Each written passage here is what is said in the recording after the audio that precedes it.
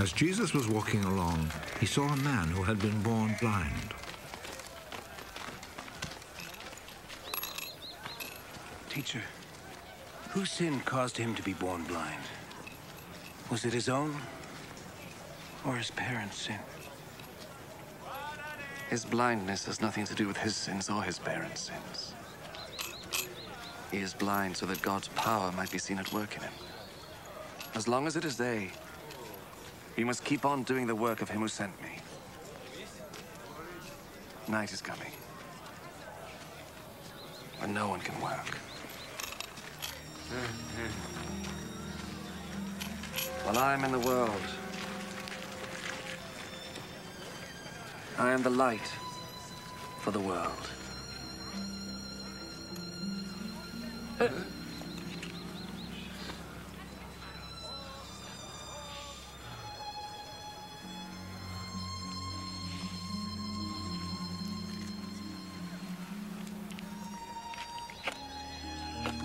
After he said this, Jesus spat on the ground and made some mud with the spittle.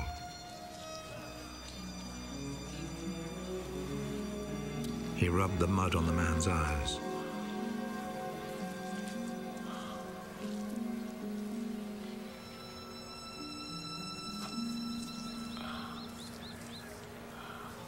Go and wash your face in the pool of Siloam.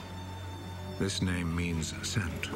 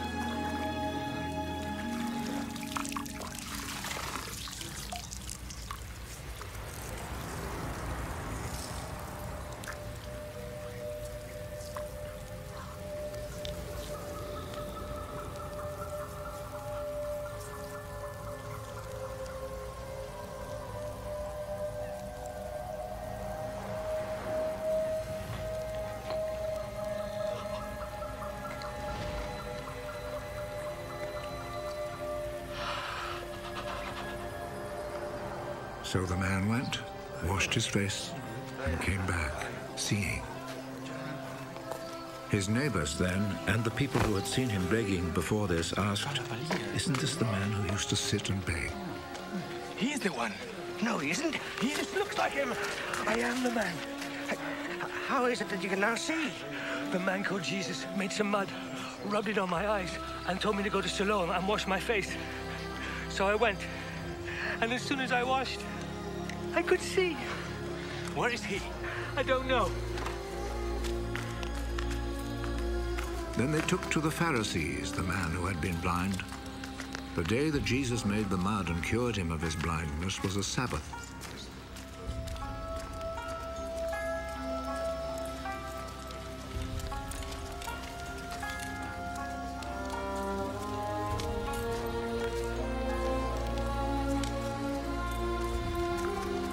The Pharisees then asked the man again how he had received his sight. He put some mud on my eyes. I washed my face, and now I can see. The man who did this cannot be from God, for he does not obey the Sabbath law. How could a man who is a sinner perform such miracles as these? And there was division among them. You say he cured you of your blindness. Well, what do you say about him? He is a prophet. The Jewish authorities, however, were not willing to believe that he had been blind and could now see until they called his parents. Is this your son? You say that he was born blind. How is it then that he can now see? We know that he is our son, and we know that he was born blind. But we don't know how it is that he is now able to see, nor do we know who cured him of his blindness. Ask him. He is old enough and he can answer for himself. His parents said this because they were afraid of the Jewish authorities, who had already agreed that anyone who said he believed that Jesus was the Messiah would be expelled from the synagogue. That is why his parents said, "He is old enough, ask him." A second time, they called back the man who had been born blind. Promise before God that you will tell the truth. We know that this man who cured you is a sinner. I do not know if he is a sinner or not. One thing I do know. I was blind. And now I see.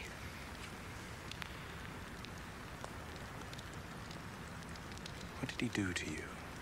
How did he cure you of your blindness? I have already told you and you would not listen. Why do you want to hear it again? Maybe you too would like to be his disciples.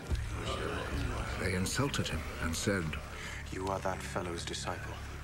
But we are Moses' disciples. We know that God spoke to Moses.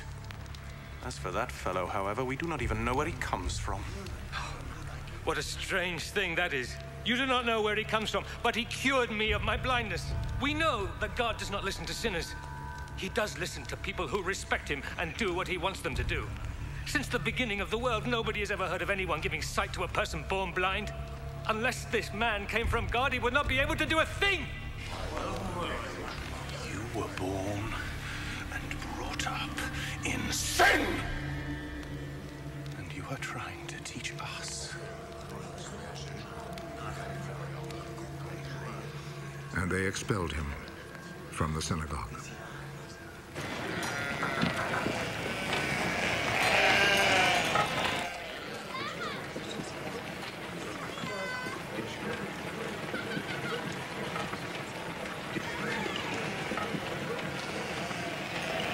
When Jesus heard what had happened, he found the man. Do you believe in the Son of Man?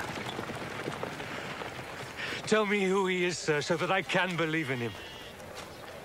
You have already seen him. And he is the one who is talking with you now.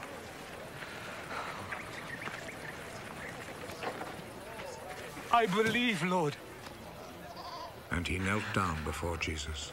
I came to this world to judge, so that the blind should see, and those who see should become blind.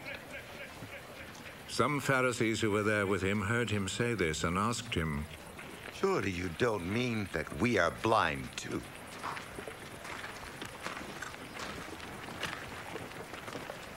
If you were blind, then you would not be guilty. But since you claim that you can see, this means that you are still guilty.